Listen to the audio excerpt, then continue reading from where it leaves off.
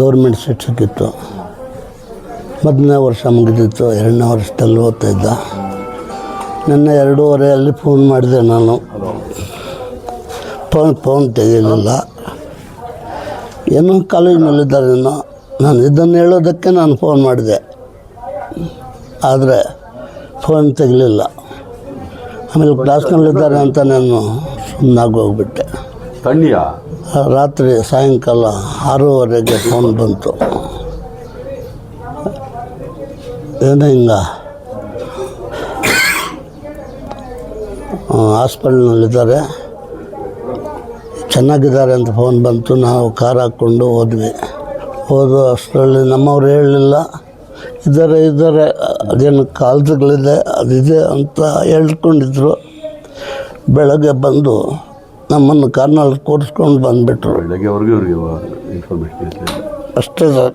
ನಮಗೆ ಏನು ಆಗಿದೆ ಅಂತ ಅವ್ರು ಹೇಳಲಿಲ್ಲ. ತುಂಬ ರೈತ ಕುಟುಂಬ, ತುಂಬ ಕಷ್ಟ ಮತ್ತು ಕ್ಲಿಷ್ಟಕರವಂಥ ಈ ರೈತ ಕುಟುಂಬದಲ್ಲಿ ಅವಿಭಕ್ತ ಕುಟುಂಬ. ಅವ್ರಿಗೆ ಅವಿಭಕ್ತ ಕುಟುಂಬದಲ್ಲಿ ದೊಡ್ಡ ಮಕ್ಕಳು ಇವರು. ಇಡೀ ಕುಟುಂಬ ಹೆಣ್ಣು ಅನ್ನೋವೆಲ್ಲ ಗಂಡು ಅನ್ನೋದಿಲ್ಲ, ಮಕ್ಕಳು ಅನ್ನೋಂಗಿಲ್ಲ. ಅವರು ಕ್ರಿಸ್ತೋ ನಾಸ್ತಿ ದುರ್ಭಿಕ್ಷಮ್ ಅಂತೇಳಿ ಅನ್ನದಾತರಿದ್ದಂಗೆ ತುಂಬ ಕಷ್ಟಪಟ್ಟು ನಮ್ಮ ಮಕ್ಕಳನ್ನ ಓದಿಸಿದ್ರು. ಎಲ್ಲಿ ರೆಸಿಡೆನ್ಸಿ PUCಗೆ ಎಲ್ಲ ಸೇರಿಸಿ ಮಲೆನಾಡಲ್ಲಿ ಎಲ್ಲ ಮಾಡಿ ಅವ್ರ ಶ್ರಮವನ್ನು ಅವ್ರ ಮೇಲೆ ಹಾಕಿ ಬೆವರಲ್ಲಿ ಅವ್ರನ್ನ ಓದಿಸಿದ್ದು. ಇವತ್ತು ಆ ಸ್ಥಿತಿಗೆ ಏನು ಆ BDS ಅನ್ನೋ ಒಂದು ಡೆಂಟಲ್ ಡಾಕ್ಟರ್ ಕೋರ್ಸ್ ಸೇರಿಸೋದಕ್ಕೆ ಅವ್ರ ನೋವು ಜೊತೆಗೆ ನಮಗೂ ಕೂಡ ನೋವಿದೆ, ಕಣ್ಣೀರಲ್ಲಿ ನೀರು ಬರ್ತದೆ. ಅಷ್ಟೊಂದು ಕಷ್ಟಪಟ್ಟು ಓದಿಸಿದ್ರು. ಯಾವ್ದು ನೆರವು ಇಲ್ಲ, ಬೆವರೇ ಅವ್ರಿಗೆ ನೆರವು. ಇದರಲ್ಲಿ ಇವತ್ತು ನಡೆದಿರುವಂಥ ಒಂದು ದುರಂತ ಯಾರೇನಾದರೂ ಅನ್ಕೋಬೋದು. ಸರ್ಕಾರದ ನಿರ್ಲಕ್ಷ್ಯತೆ, ಬೇಜವಾಬ್ದಾರಿತನ ಅಲ್ಲಿ ತೋರಿಸ್ತಾ ಇದೆ. ಅದು ಯಾರಿಗೆ ತೋರಿಸ್ಕೊಳಕ್ಕೋಸ್ಕರ ಅವ್ರನ್ನ ಅಲ್ಲಿಂದ ಅಷ್ಟರ ಕರೆದು ಮಾಡಿದ್ರು ಏನೋ ಅಂತ ಗೊತ್ತು. ಅಲ್ಲಿ ಇವತ್ತು ಬಲಿಯಾಗಿರುವಂಥ ಆ ಮಕ್ಕಳು ನೋಡಿದ್ರೆ ಎಲ್ಲ 25 ವರ್ಷದಿಂದ ಕೆಳಗಡೆ ಇರೋಂಥವ್ರು, ಅಮಾಯಕರು, ಬಡ ಜನರು. ಯಾರೂ ಅವರೆಲ್ಲ ಮಧ್ಯಮ ವರ್ಗ ಜನರು, ಯಾರೂ ಶ್ರೀಮಂತರಲ್ಲ. ಅವರು ಇದರಲ್ಲಿ ಹೋಗಿರಲಿಲ್ಲ, ಯಾರೂ ಏನಾಗಿಲ್ಲ. ಈ ದುಃಖದ ಸಂಗತಿಯನ್ನು ನಮಗೆ ತಿಳ್ಕೊಂಡಾಗ ಯಾರಾದರೂ ಮಾನವರಿಗೆ ಯಾರಿಗಂತ ಕಂಡಿರ್ತೀವಿ. ಇದು ಯಾರು ಕಾರಣ ಅನ್ನೋದಕ್ಕೆ ಅದೊಂದು ನೀವೇ ಅರ್ಥ ಮಾಡ್ಕೋಬೇಕು. ಇದಕ್ಕಿಂತ ಎಷ್ಟು ಮಾತುಗಳು ಹೇಳೋದಕ್ಕೆ ನಮ್ಮಲ್ಲಿ ಏನು ಇಲ್ಲ.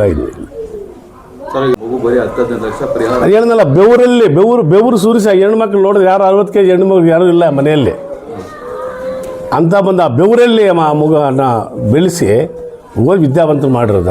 ಆ ಕೆಲಸ ಹೇಳಬಾರ್ದು ನಿಮಗೆ. ಅವ್ರ ತಾತ ಸಾಯಂಕಾಲ ಹೋಗಿ ಬೆಳಗ್ಗೆ ಅವ್ರು ನೋಡಿಕೊಂಡು ಮತ್ತೆ ಇಲ್ಲಿರೋರು ಎಲ್ಲಿ ಮಂಗಳೂರು ಕಡೆ ಸೇರಿಸಿ. ಇನ್ನು ಅದಕ್ಕಿಂತ ನಾವೇನು ಹೇಳೋದು ಹೇಳಿ? ಯಾವ ರೀತಿ ಇದೆ ಪರಿಸ್ಥಿತಿ ಇಲ್ಲಿ?